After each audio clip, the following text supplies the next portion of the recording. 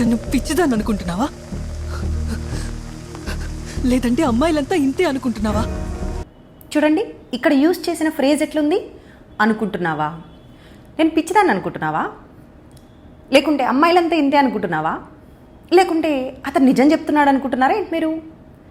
ఆమె ఈ task complete చేయగలదు అనుకుంటున్నారా మీరు? ఇలా చాలా సందర్భాల్లో అనుకుంటున్నావా అని అంటాం. మరి దాన్ని ఇంగ్లీష్లో ఎలా చెప్పచ్చు? డూ యూ థింక్ అనే ఫ్రేజ్తో స్టార్ట్ చేస్తాం. ఆల్రెడీ ఇది క్వశ్చన్ కదా. చూడండి, ఇప్పుడు నేను పిచ్చిదాన్ని అనుకుంటున్నావా, నేను ఫూల్ని అనుకుంటున్నావా అంటాం కదా.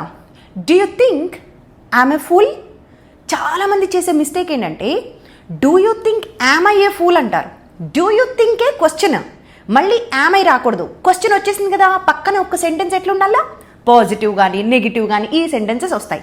ఎలా ఒకసారి చూద్దాం. నేను ఫూల్ అనుకుంటున్నారా? Do you think I'm a fool? అమ్మాయిలంతా ఇంతే అనుకుంటున్నారా?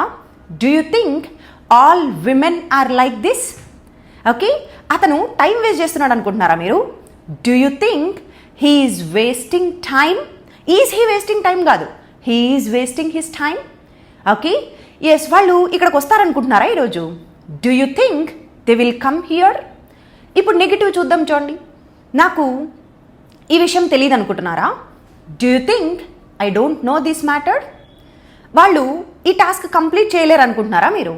Do you think they can't complete this task? So ఇలా వస్తాయి.